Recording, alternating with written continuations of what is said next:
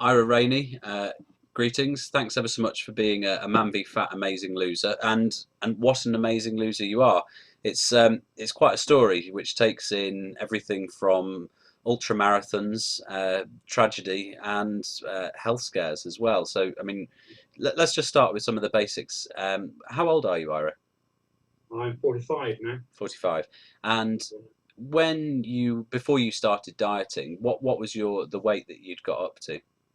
I guess at my highest, I was about 17 and a half stone. Yeah, I was a kind of tight size 42 waist. yeah. And I kind of started looking at the trousers and I thought, this is, I don't need to buy a bigger size than this. And you're 6 foot, I think, aren't you? I'm 6 foot, yeah. Yeah. Okay. I mean, just tell us a bit of the background. What had caused you to put on that weight?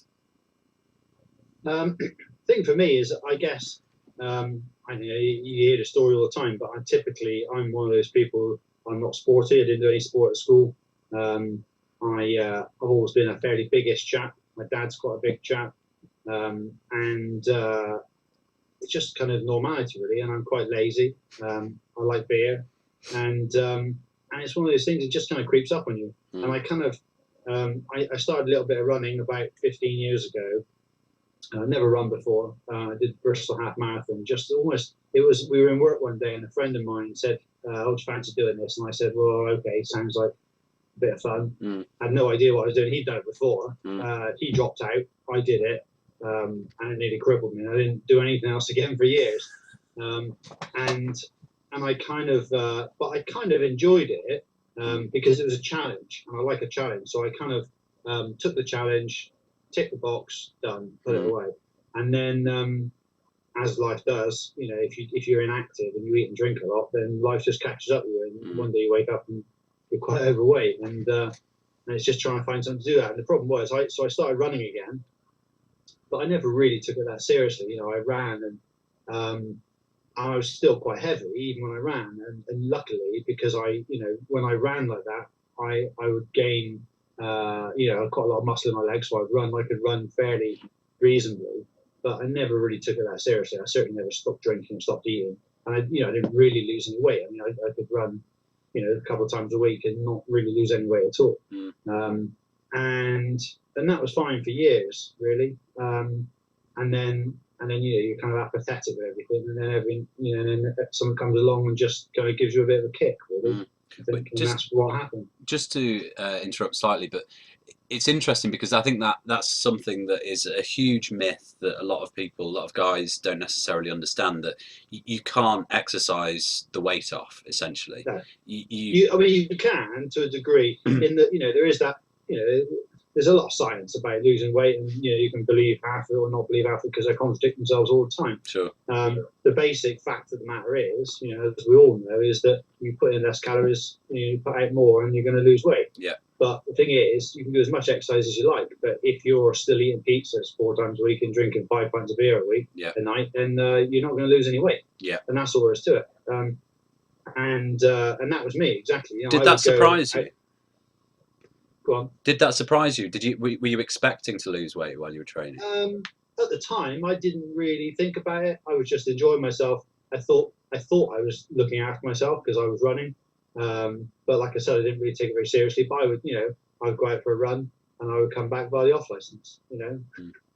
Buy like a 4-pack of 500ml cans of beer and like maybe a couple of bottles as a chaser while I'm cooking my tea. Yeah. And then you sit down and eat a massive plate of tea and have a few beers, and it completely negates out, plus some, everything that you've done. So you're never going to lose. You can't exercise away a bad diet. That's the bottom line. No. You have to do better. Yeah. And I mean, was beer the sort of the thing for you? That was where the majority of your calories came from, or were you eating, what you'd consider to be junk food as well? Yeah.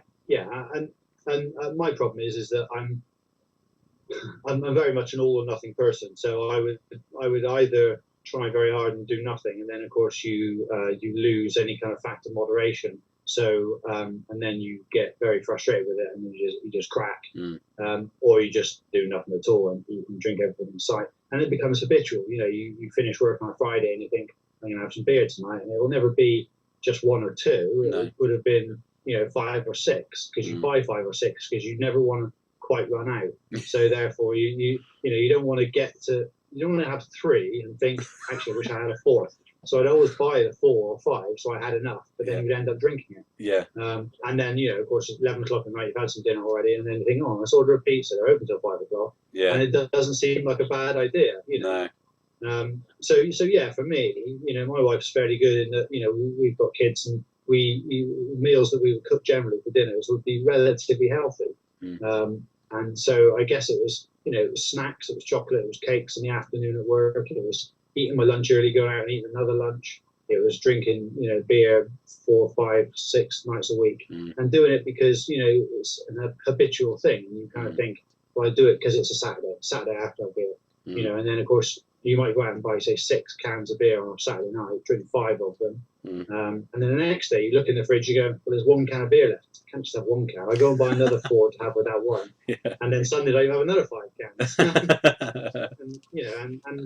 It just carries on, doesn't it? Until, like any addiction, you have to kind of break those habits. Yeah. And once you break it, then you kind of wonder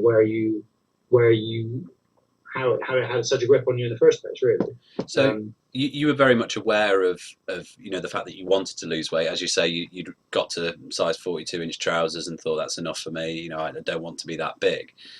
What was it that changed and sort of made you change your way? Well, I mean, the ultimate thing, and this is essentially the story of the book, is so I was at work, and I was working for a guy. I worked in a fairly big company, and my boss, who I sat next to, was a lovely guy, and he had a bit of a pain in his chest, and he'd been going to the doctor, and been trying to get to the bottom of what it was, and they couldn't find out what it was. And he'd had a few tests, and he came in one day, and he just he called a meeting. There's about half a dozen of us in our team, and he just came in, sat down, and said, "I found out what I've got wrong with me. Apparently, so I saw a consultant last night. I've got stage 4 esophageal cancer. So I've been given 6 to 9 months to live." And we just sat there in a room, and just absolutely silent. It was all 6. And then he said, "I've got some things to sort out. I'll see you all later." Got up and he walked out, and that was it. Absolutely kind of matter of fact, very stoic about it. Kind of, at that point, I guess he hadn't fully necessarily thought about it. I mean, he remained massively stoic right through to the end, and very, obviously not cheery, but accepting of what happened. And that to me was a shock. And I kind of sat there, and we went back to work, and we sat in the office, all of it in silence. And I drove home, and I just kind of thought to myself, life is for living, isn't it? Here's a guy, he's 58 years old, he's a father of 5, he's a lovely bloke, he's slim, he's fit, he doesn't smoke, he doesn't drink really, doesn't eat unhealthily, and yet he's got months to live out of the blue. And yet, here was I, not really doing any exercise, eating and drinking too much, way overweight. I'd already been told I had massively high blood pressure. Every time I went to the doctors, they told me I drank too much. And it kind of dawns on you that actually, no one is immortal. And this is the point. So for me, and one of the things I start out with the story in the book is that I grew up very delusional. I'm a delusional optimist. I always believe the best case in everything. And I grew up believing I was a robot, and I believed I was bionic, and you kind of carry that delusion through life, thinking that everything's going to be okay. Where did that delusion come from? Why did you think you were bionic? I'm not sure really. I thought I was a robot. I don't know why that was initially, but when I was quite young, I was about 3, 4, 5, I remember thinking I was a robot. I'm thinking, actually, I was amazed that even, what a good robot I was. If I cut myself, I bled. That was amazing. And then when I was 5, I saw the first episode. It was actually aired on my birthday, my 5th birthday, the first episode of $6 Million Man. And I saw it, and it dawned on me that actually I wasn't a robot. I was bionic, because bionic, you're an android, you're kind of part human. That's why I bled. And for years, I was convinced that I was something special, that I was some kind of machine. And then as you get older, you get a little bit wiser, and you realise that actually you're not special at all. And when I was at school, I had a touch of asthma. I wasn't sporting. I didn't like playing sport. I didn't do any activity. Played computer games a lot. And I just, I was a chubby, normal, lazy kid. And then it kind of dawns on you that actually you're not bionic at all. But I think that delusion, I don't know, mind for me. I never really put a lot of thought into things. I just kind of go, get up, all right, let's do it. And then, the day you're going to do it, you think about it. And that's great when the things that you're doing aren't big things. Yeah. But when they are big things, then they take some thought and they take some planning. And I guess that's kind of part of what the story was about as well as what happened to Remo and the running and all that kind of stuff. It's about how actually being delusional can, in some senses, actually help me along in this sense, because you put yourself up against a challenge that you're not sure you could possibly complete. It seemed bonkers from the outset. And if I went into it with a more sensible attitude, then maybe I wouldn't have even done it. But then you don't realise what you're actually capable of until you push yourself. You have to put yourself in a position where you're trying to push yourself past what you think you can do, and then you realise actually it's not what you can. You're entirely possible. And so, when you just to rewind slightly, when you heard that news about your boss and you were reeling from that, what was the change that you sort of resolved to make? What I know that it involved running, but did you just say, right, from now on I will be healthy, or did you say I'm going to go on a diet and lose weight, or what was your decision? Well, I kind of thought, my main train of thought was, crikey, if this can happen to him, it can really happen to me, and whilst on the one hand you think, well, it can happen to anyone at any point in time. So, one argument is, well, my gran smoked 100 fags till the day she died, well, that's fine. Some people will get away with that. Some people will get away with never getting liver cancer when they drink too much and all that kind of stuff. But the reality is, what you should do is try and take as best care of yourself as you possibly can. You give yourself the best possible chances. And even then, you don't know what's around the corner, as proved by the story. But the best, I kind of thought to myself, well, actually, I need to take better care of myself so I can put myself in a position where I am actually giving myself a better chance. Secondly, I kind of thought that I wanted to do more with my life. I wanted to kind of experience things and go places and do things and feel like I'm achieving something, kind of live. One of the other things that made me think was that actually he was 58 years old, had a lot of plans for retirement. He was getting ready to retire, and he had all these things he wanted to do, and he never got a chance to do them. And it makes you realise that, in one sense, without being completely reckless about it, you do want to live a bit for today with an eye on tomorrow, and you want to do those things that you want to do. So, and it just made me think those two things together. So, because I'd done a bit of running, and I was running a bit at the time, but not very much. I had plantar fasciitis in both feet. I couldn't run very far, and I had a lot of pain in my feet. Felt a bit sorry for myself, and then this happened, and it kind of made me think, okay, well, this is a bit of a wake-up call. This is one of those things that sounds really corny, but actually this is happening. And so I thought, right, okay, what do I need to do? What I need to do is I need to lose weight. I need to get fit. So the best way, I'm not a sporting person. I don't like going to the gym. I don't like going to Weight Watchers or diets or anything like that. Because the thing is, if you don't teach yourself to eat healthily and exercise, then it's ain't going to come back and bite you. You can have as many points as you want. But if you're looking at your points and go, well, actually, that means I can have a Mars bar tonight, then you're missing the point.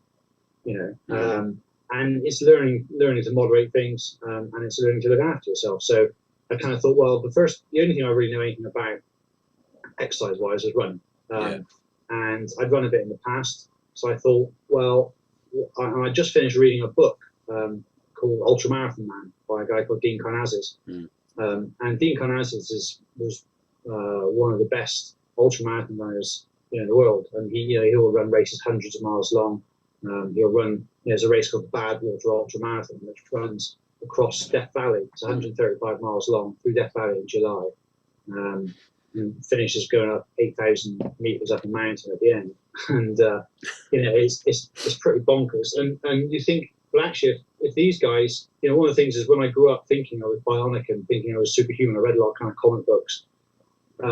is that these guys were like they were superhuman. You know, they did these amazing feats. You know, most people running a 5K is going to kill them, and yet these guys are running hundreds of miles at a time. And you kind of think, actually, that sounds like living a bit. That sounds like that's going to tick the boxes. So I looked into it a bit, and obviously you need to take a bit of a start somewhere. I knew a guy who had run a race, which took place in Bristol. It was a big loop of Bristol. In Bristol, we have there's a path called the Community Forest Path. And the Community Forest Path is a footpath that goes all the way around Bristol. It's 47 miles, 46, 47 miles long. And it takes in all kind of distributed woodland around the city. And what you can do is you can run a race, which takes in the whole thing. The race has a 15-hour cutoff. You pay your money, you get a T-shirt, you get a medal when you finish.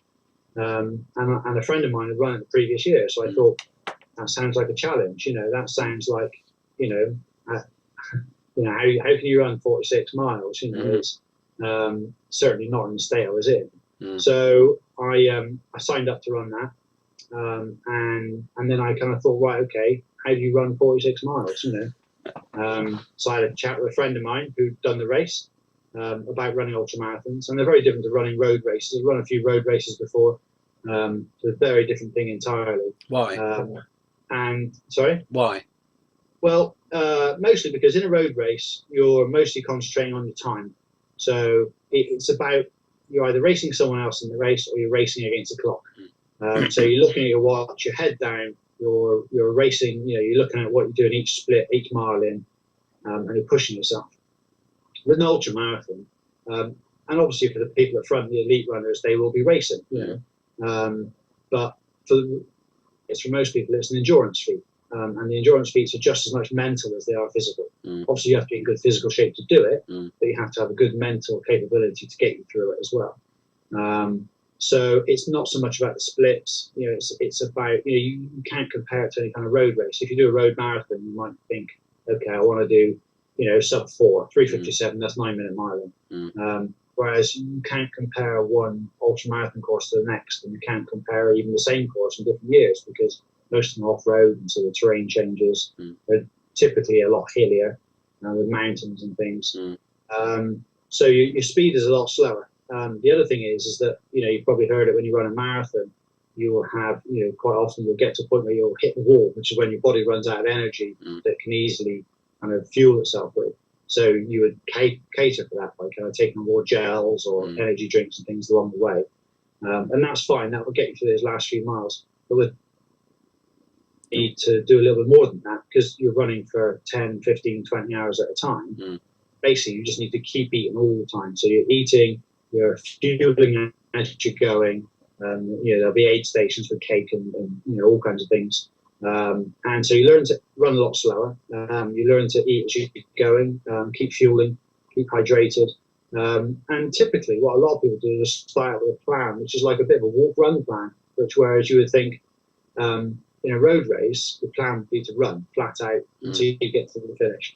Whereas in an ultra, a lot of the time people will go, okay, well, I'm going to walk up the hills and I'll run the rest of it. When you're out for 50 miles, and you're climbing hills that are, for example, I did a race in April in Scotland called the Highland Fling. It's 53 miles long. It's 15,000 people climbing. Now, you can't run all those hills. I mean, people do. There are people at the front. But ultimately, it'll, the energy that you expel or expend from trying to run up it against the speed gain you would get isn't worth it. No. So you go, okay, I'm just going to walk up it, conserve your energy. When you get to the top, you start running again. Yeah. And that's the big difference. You accept that whilst it's always a little bit about the time, it's always about the time that you want to finish in. When we signed up for the Green Man, we had an idea of wanting to finish under 10 hours. Just because it was in single figures, really. Yeah. and that was before we really knew what we were doing. So it's kind of learning that. And the other thing is that in a road race, the roads are closed often. There's marshals, they're telling you where to go. And a lot of these events are self-navigation as well. So you need to learn the route. Otherwise you get lost. A lot of people get lost and add a few miles on. When you're running 40, 50 miles already, you don't want to put too many miles on it. No, really. So, quite. So yeah, they're very different. So the Green Man sounded ideal, really. The other thing I did then was I went up to, I think in like the $6 Million Man, the opening titles, where they have him running on a treadmill.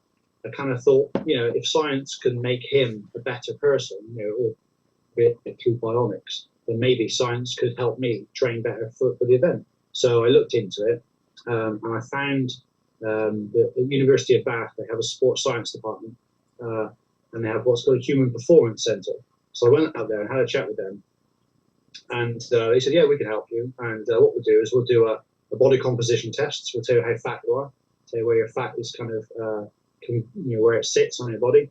We will tell you, then we'll do a VO2 max test to test your fitness. We'll test your blood lactate and the thresholds, and we can basically then from that put together a specific training plan for you to tailor you to train for the kind of event you're training for. Yeah. Which obviously training for sprinting is going to be very different from training for an endurance game. So that's what I did. I did that. I went up and did the tests, and I got a report back with all the kind of numbers in it and graphs. And I followed the training plan. Basically, it was heart rate training. Is that sorry to interrupt? Is that available to anyone, or is that? Absolutely anyone. Yeah. Did you pay for it?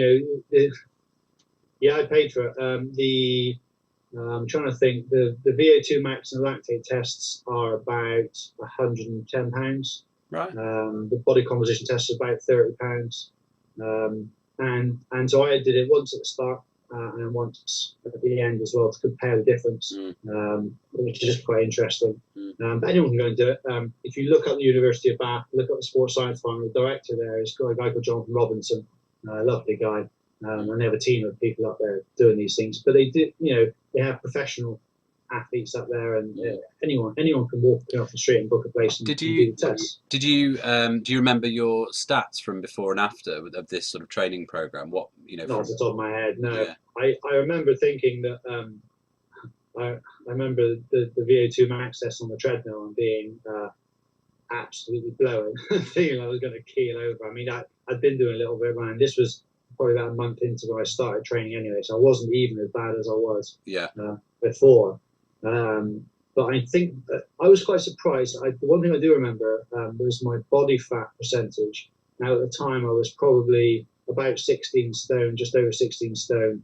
And I consider myself quite fat. I got pictures that I kind of think, actually, I was still like a kind of a tight 38 or 40-inch waist. And, consider myself to be fairly big. And a few things that people have said to me is, oh, well, I read your book, but I thought you were fatter at the start. Actually, you weren't that fat. Well, it's relative, isn't it? Because personally, I think at 16, 17 stone and 40-inch waist, that's not a small bloke. You're not 10 stone. And I'm never going to be 10 stone. No. And one of the things I realized through the whole process was actually it's all kind of relative. And, I got down to just under 14, kind of 13 and a bit. And for me, that's massively light. I passed. Oh, sorry, Ira. We're just the reception's the reception's breaking up again. Just say. Sorry, just say again. The reception broke up a little bit. If you were saying for 13 and just under 14, you felt massively ill, essentially. Yeah. Well, yeah. So I met people in the street and they didn't recognise me, and I saw my mum and she thought I looked ill. And yeah, I was, other people I know who run who are like 11 stone, and I think, I'm 6 foot tall. I'm not sure, but at the same time, I would never be 11 stone. I mean, I could be. Do you know what I mean? You can be anything you want to be, but the reality is that, at that point, I went from, when I had the body composition test, like I said, I consider myself quite fat at the time, and I had, but what it turned out was most of my fat was around my belly. So my arms and my legs had very little fat on them at all. And I had a body fat composition of something like 21 or 22%, which I thought at the time, I was very surprised at. You thought it'd be higher, yeah. I thought, well, actually, yeah, I expected it to be quite a lot higher. And if you look at the World Health Organization kind of rankings, they would say up to 20, 21% was kind of average. So it's upper level of average. And I so that surprised me actually, because I still considered myself fat. I mean, I was fat because I had a big old beer belly in the middle. But then afterwards, I did about 6 months training and I went back and did the tests again. I got down to 13%, Mm. which is quite a lot lower, and it was a significant difference visibly. Did they give you, when they were sort of giving you this tailored approach? Was Yeah, there something specific that they were saying to do to get rid of a beer belly? Because obviously that's a huge thing for a lot of blokes, and a lot of yeah, readers are determined to get rid of the beer belly and have a similar body makeup to you were at the start of that process. yeah. What did they I say? guess no, well, nothing specific really. I mean, I all I did was I cut back on a bunch of stuff. I pretty much cut out beer for most of the time. I had a little bit every now and then. I stopped eating between meals, so I stopped eating cakes and chocolate in the afternoon. I stopped eating 2 lunches. I stopped going to McDonald's for breakfast, and I just basically did a lot more running. Mm. And by certain types of running.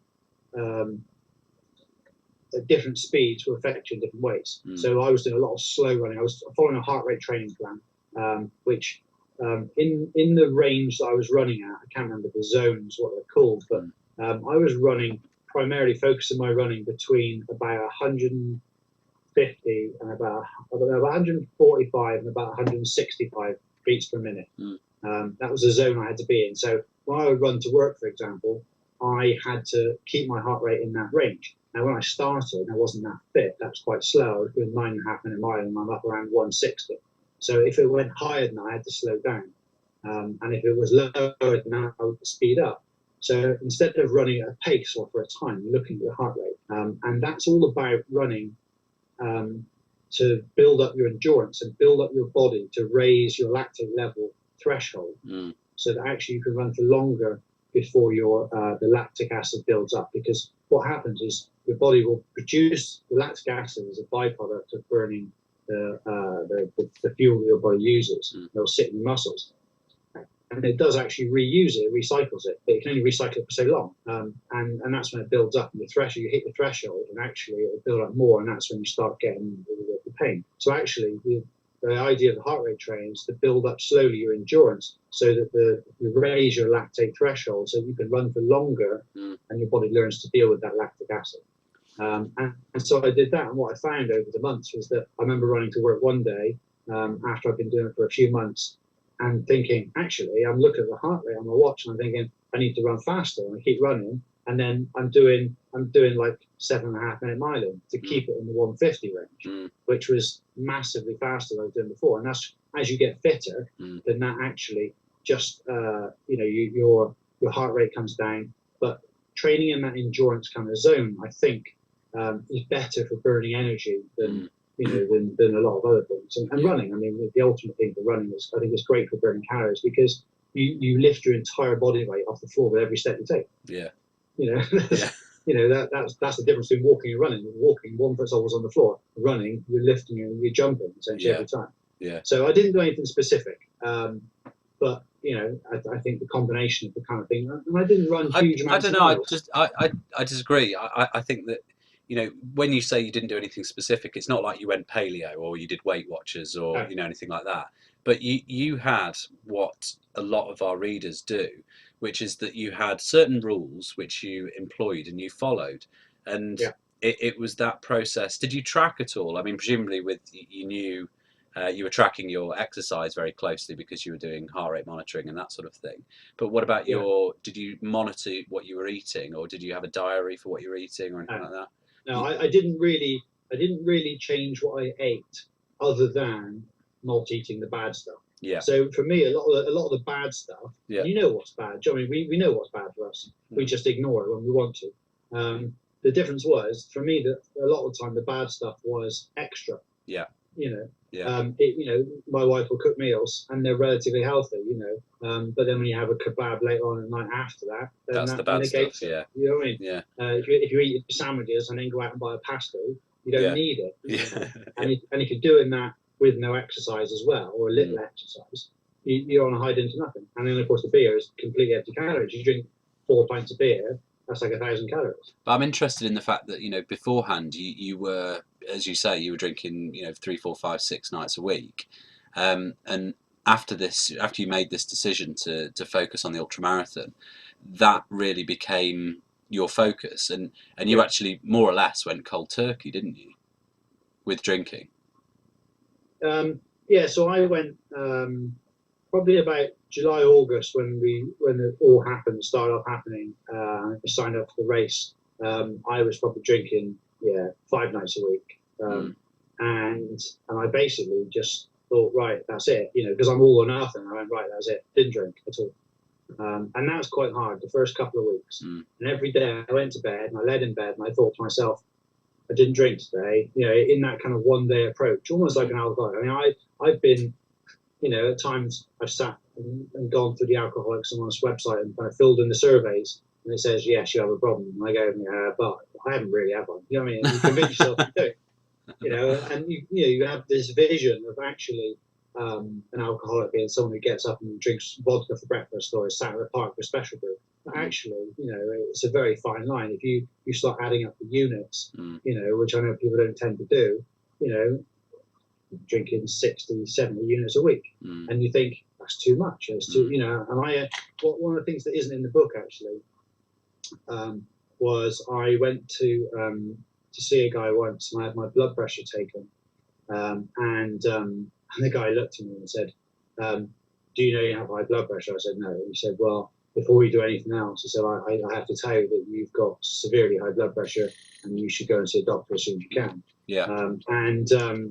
My blood pressure then was something like something, which way around is it? So it's a low number first, isn't it?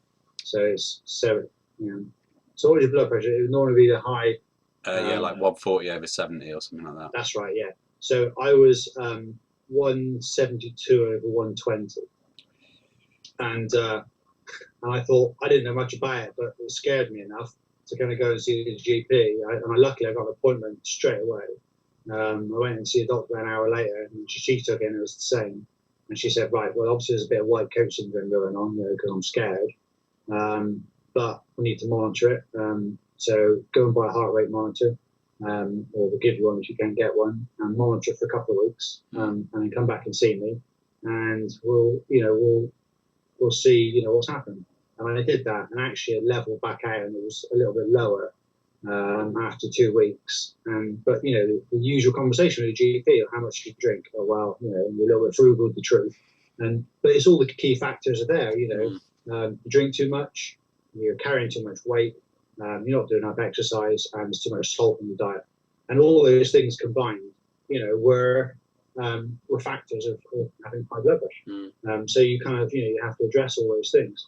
But the drinking, I think, I went to drinking like nothing. Yeah. And I remember went to a barbecue at my sister's house on bonfire night. So it would have been about 3 months in. Hadn't had any beer at all. I thought, you know what? I've been doing okay. I've lost a bit of weight. I'm getting fit. I'm going to buy some beer. I bought a 4-pack. Normally I would buy like 4-pack cans, like 500ml cans. I bought a 4-pack of 330ml bottles.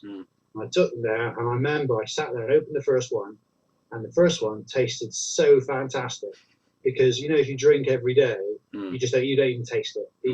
It's irrelevant. It's just something you're doing.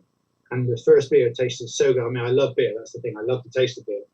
I could never completely give up because I just enjoy it too much. And it tasted great. And I thought, wow, that's amazing. I felt real mixed emotions, because part of me felt that it was a reward because I'd done so well, and part of me thought actually I'd let myself down by actually having them. Yeah. But one of the things you have to learn is you have to learn that moderation. Yeah. And one thing I'm not very good at. And actually, by the time I had the second one, that feeling or that flavour had gone, and it was kind of back to normality. And I enjoyed the second one, but not as much as the first one. Yeah. And actually, that made me think, do you know what? This is okay. Obviously, I still drank all 4, but that was it. And I didn't drink again for ages.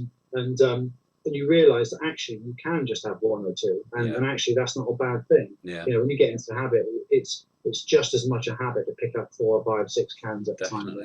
And stick to that.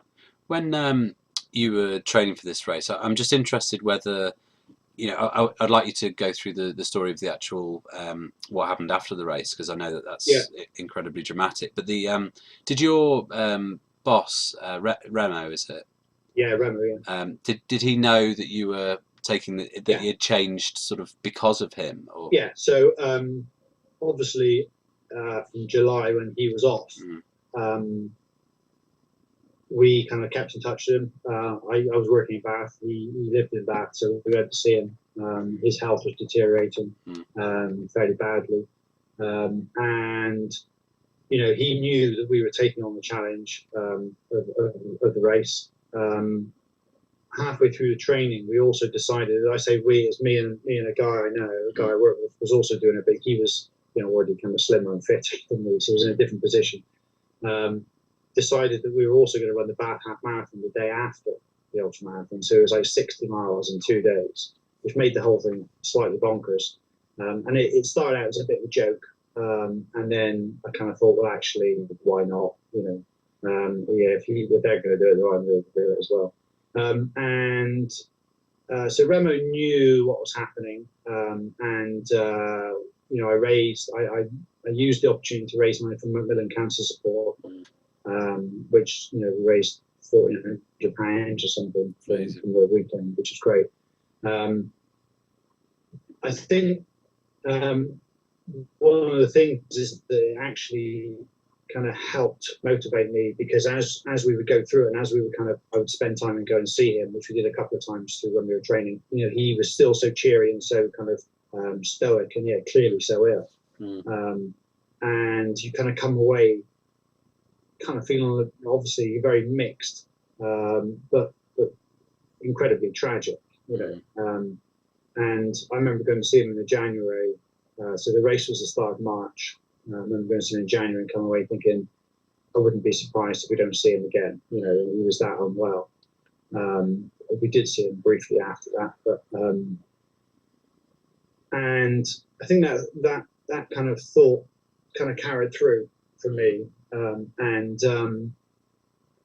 when one of the things that happened was we did the race, the Green Man Ultra, and we did it on Saturday. And I had my phone with me, and I was putting updates on Facebook as I was going along. And I was going along, and it was kind of fairly humorous as we were going, and they were kind of getting drier and drier towards the end as we were more and more tired. I think my last update was about mile 39. We stopped in the checkpoint. And at that point, I was quite obviously massively tired, but quite happy the fact that despite the fact we still had like 7 or 8 miles to run, we knew we were going to do it. We've done 39, 40 miles. You can do another 6 or 7. And I sat there and I was kind of a little wry smile, but you're going to do it. And I posted an update. I think it was something like checkpoint 4, about 4 o'clock, feeling tired, pretty tired, mostly running. I think I lost one of my toenails, got a big blister on one foot.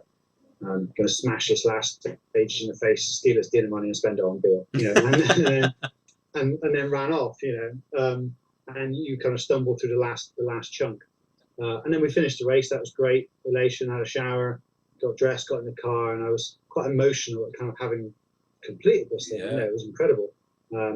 6 months earlier, I had no chance of possibly doing it. And I sat in the car and I looked at my phone at the kind of updates and messages that people had sent back.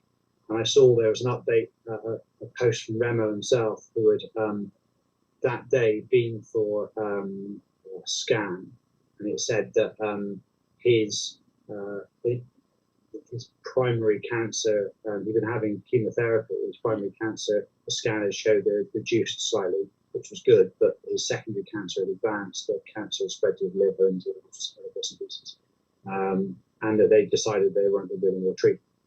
And I kind of sat there and thought, such a mixed emotion. I mean, on the one hand, I was massively high from finishing the race, but then, to read something like that, you just kind of think, you just can't really put into words, I think. No. And it made me all the more determined to get up the next morning and go and run the Bath Half Marathon as well, because of the money we were raising. Which you successfully did. But I mean, I'm just conscious that I want to sort of get in this point about what happened afterwards, because it was just such an Yeah, incredible thing that.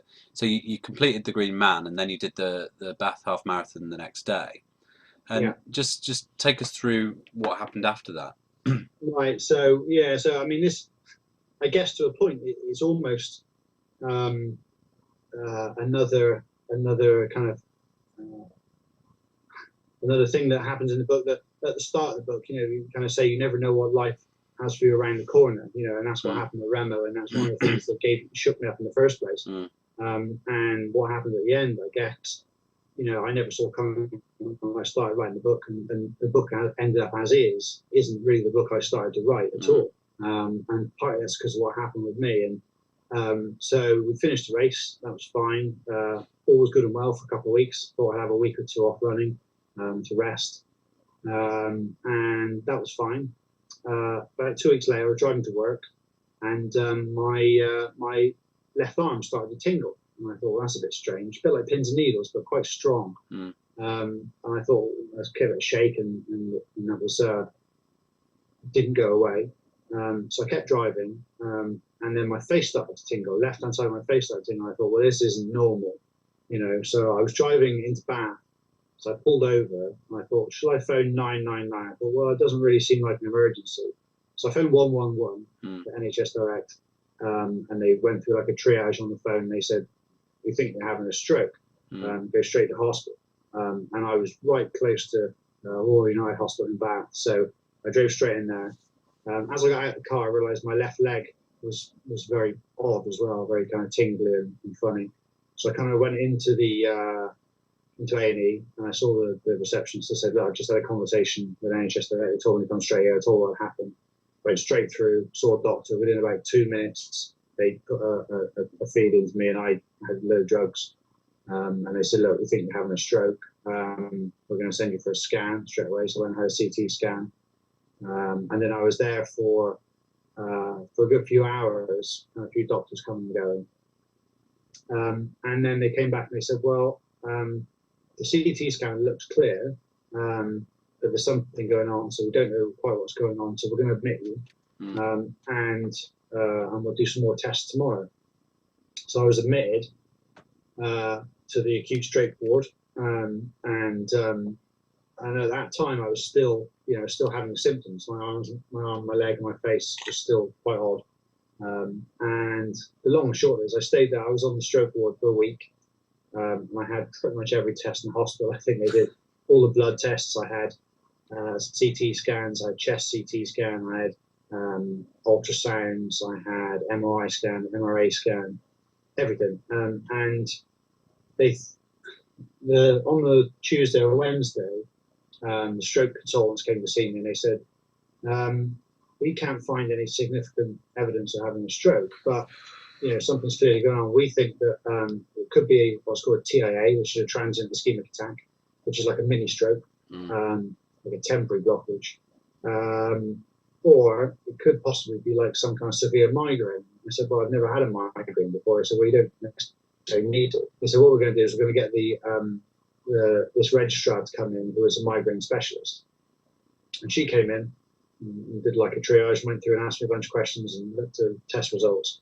And then they went over and had a bit of a to-do between all the consultants. And I called the guy back over after. I said, is there some kind of disagreement? And they said, yeah, well, basically, we think you might have had some kind of migraine, but a migraine expert thinks you've had a stroke. So that caused me to stay there for the rest of the week, where they did a load more tests. While I was in there, they did a chest CT scan, which by all accounts was requested by accident, and that coincidentally discovered that I had blood clots in my lung. So they gave me some anticoagulants. I was led in bed, already quite worried. I had a stroke, and 11 o'clock at night, and the nurse comes in with a big needle saying, we need to give this injection right now. I'm thinking, it's 11 o'clock at night, that's got to be quite serious. So they thought I had blood clots in my lung and I had a stroke. So I was there for a week. They discharged me with a possible TIA. That was the symptom, and given no kind of evidence for it. And I was put on anticoagulants for 6 months. for the blood clots, and signed off work for a couple of weeks. And when I'd been in hospital, my back had started aching a little bit, and I didn't know quite what I was. My menstrual took a fever, but no one really seemed interested at the time because they had bigger things to worry about. And then a couple of days later, I was off work, and I went to stand up, went to walk into the kitchen. My leg just gave out underneath me, and I laid on the floor, and I had a shooting pain down my leg, and it just got worse and worse. I went to the GP, and it was a long train of events. Basically, I went back to the GP every day, where they gave me first they gave me some cocodamol, then they gave me some tramadol, then they gave me diazepam, then they gave me some morphine liquid, then they gave me some morphine tablets, and it only started, was put on the morphine that it really started to kind of deal with the pain. And by that point, I couldn't stand up for more than about a minute or two. I couldn't walk, and I was on 120 milligrams of morphine a day, which is quite a lot. Yeah. And I would fall asleep in the middle of a sentence. I was completely out of it. And I ended up, I saw my GP, and they said, well, look, we think that you've, there's some kind of muscular problem with your back. And I said, well, okay. So they said, well, we'll just see how it goes if it settles down.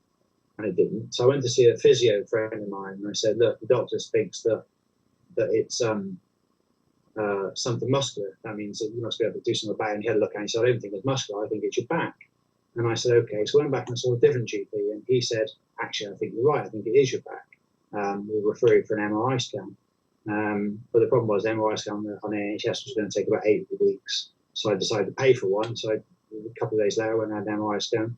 And that detected that I had a thing called spondylolysis, which is basically the main problem I had was chronic sciatica, which was a sciatic nerve down my left side was being compressed by my vertebrae, which was caused by a thing called spondylolisthesis. Spondylolisthesis is a slippage of the vertebrae, which then compressed the sciatic nerve and caused the sciatica.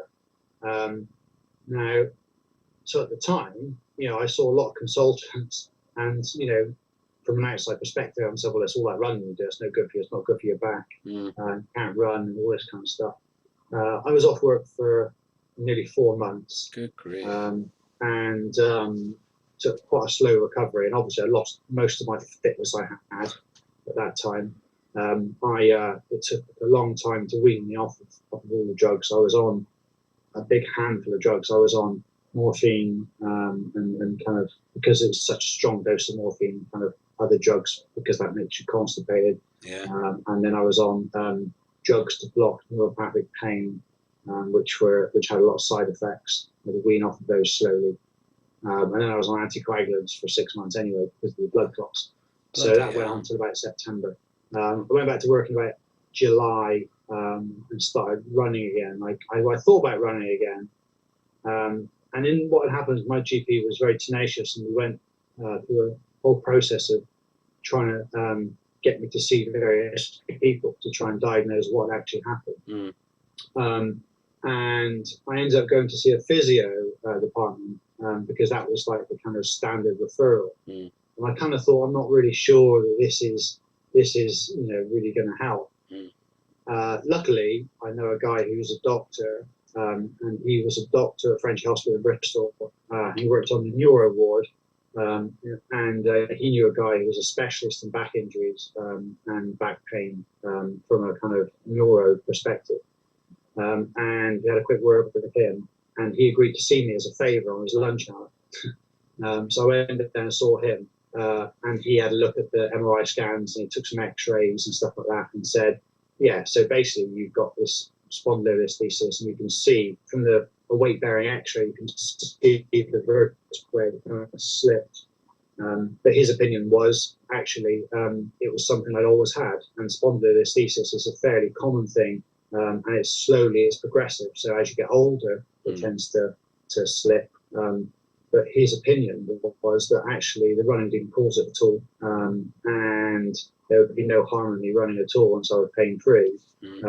At some point in time, the spondylolisthesis isn't something that's ever going to get any better. So what happened? That also was impacted by having a slip disc as well. So that all three things combined caused the pain and caused the sciatica. And then of course the disc kind of reabsorbs itself and goes back to itself.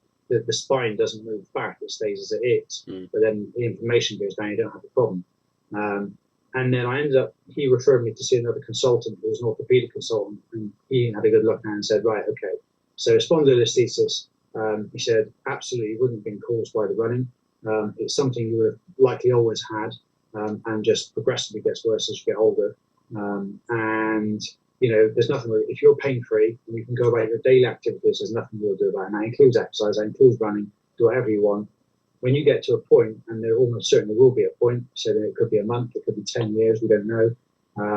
We will look at doing something about it. But essentially, what they would do is spinal fusion, where they take the disc out and they fuse the two vertebrae together to stop them moving.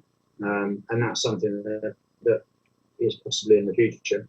But might not be, and since then I haven't had any problems with it whatsoever. It's just such an incredible story, and thanks ever so much for spending the time telling it to us. I mean, obviously, I'll put a link to the book, the excellent book that you wrote about your experiences about marathon running, and we'll put a link in there. And I think we're going to try and sort out a competition as well for readers as well.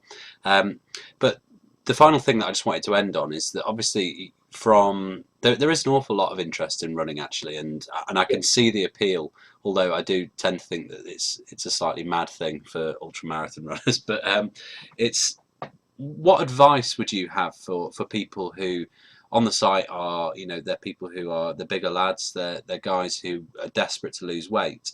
What say 3 pieces of advice would you give them from your experiences? Firstly, be patient, because nothing happens overnight. When I was writing the book, I kept a log of everything I did. I didn't keep a food diary. I wasn't really worried about that because I knew what was bad for me and what wasn't. But I kept a fitness log, and every run I did, I wrote down where I ran, how far it was, how fast it was, what the weather was like, who I ran with, what it felt like. And from that alone, I go back and I kind of cherry pick the kind of interesting runs or the runs that had some purpose to them to make into the story. But by looking back at that now, you can, and even reading the book, I read the book myself every now and then and kind of surprise myself of things I've forgotten. But actually, the massive difference between 4 or 6 weeks, really it takes within a month, if you're persistent and you work out within a month, no matter where you start from, give yourself a month, you'll notice a massive difference. So, just be patient. Things don't happen overnight. And the thing is with losing weight anyway, is that you can get on the scales every day, you can get on the scales every week. It doesn't really make a difference. You're looking at overall trends. You're not looking at the pound on today, whether you went to the toilet or whether you had a cup of coffee or whether you had a big tea last night or and all those kind of things. They're pointless. But whether you get on every day, whether you get on once a week, you know yourself. It's not really about the numbers, because if you're training and you haven't exercised a lot before, then you'll be gaining muscle as well. So you know how your clothes fit. If your trousers are loose, if there's a notch on the belt. So all those things take time.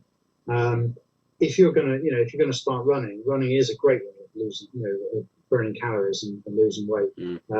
If you've never done any running before, then start slowly. Walk, run. There are a lot of great plans out there. Walk for a minute, kind of run for a minute, walk for 90 seconds. NHS have a couch to 5k plan. If you look on the Runners World website, there's couch to 5k plans, which will get you from running nothing to running for half an hour in like 8 weeks, which are brilliant. In fact, one of the best things you can do from a running perspective is there's an organisation called Park Run. And Park Run is an organisation who organise free 5k runs every Saturday morning in most cities in the UK. There's something like 400 park runs in the UK now. I myself am a park run director, so I kind of partly responsible for our local park run. In fact, I've got one on Saturday that I'm in charge of, and it's great to see. Some of them are bigger than others. Some of them are like 20, 30 people. Bushy Park in London, which the original one was like last week was our 10th anniversary. It was 1,700 people. But you can turn up. We have to register on the website, get a barcode, print it out, turn up on Saturday morning. It's completely free, and you can run 5K. You'll get a time, and every week you can go back and you can measure yourself against that time. And unlike in a race where you might turn up and there'll be lots of club runners and you're a bit worried about being last and things like that. Park run is great because there are kids, there are people of all ages, all abilities, all kinds of times. I will second that and say that I'm one of the slowest runners that exists on the planet, and I do park run. And if I can feel comfortable doing it, then anyone can. So I think park runs are fantastic. Yeah, I agree. We're lucky. We've got 4 in Bristol, and the local one to me, which is Pomfrey Hill. I go and run. It's not a flat course, but it's not really about the time. And you get people. It's great to see people turn up for a first week, really nervous, and run around in like 40 minutes. Right, the guy might win it in 17. It's not about the time. One of the ethics of park run, one of the things you say is that it's a run, not a race, and that's very important because you don't want to put people off going and doing it. So that's a great resource because it's free and it's every week. And what other advice for the guys who are losing weight? So I mean, I agree. Patience is a huge one. Patience, exercise, and be honest with yourself. You're only kidding yourself. If you're I used to know a guy who lived by my parents years and years ago. Sadly, he's passed away now. He was an alcoholic, and he would go up he would drive up the off license and buy a bottle of cider every night, 2-litre bottle of cider, and he would drive back and go in the house, with his wife and go, "There's my bottle of cider." But what he actually did was he would go to the shop and he would buy 2 2-litre bottles of cider, and he would drink one in the car on the way home, right? And whilst his wife knew he was an alcoholic, and he would have 2 litres of cider every night, actually he was drinking 4 litres of cider every night. But who was he kidding? He was kidding himself. And this is the whole point: is that if you're telling your wife, or if you're keeping a food diary and you put down what you have for breakfast, you have porridge for breakfast and you've got a sandwich for lunch, but actually you're going to have lunchtime buying McDonald's, you're only kidding yourself. You can't. It's not a game. It's not that no one's watching you, so it doesn't count. When you have a beer or whatever. The other thing is you're an adult. You're not a child. Don't give in to peer pressure. If you go in the pub, for example, and you go, "Actually, I'm just going to have some water, I'm going to have some lime cola, I'm going to have a Diet Coke or whatever," and then your mates go, "Oh, well, no, what's the matter? Just have a beer or have some cake or whatever." That's up to them, isn't it? They might be happy with who they are. They might, they're not doing the things that you're doing. So actually, don't give in to that. Stick by yourself. And actually, if they're your real friends, then they'll give you credit for that anyway. So be honest with yourself. That's the key, because you're only kidding yourself. Yeah. Fantastic. Ira, thanks ever so much for spending the time talking to me tonight. I'll finish up recording now, and I'll just chat to you afterwards. Okay. Yeah, no problem.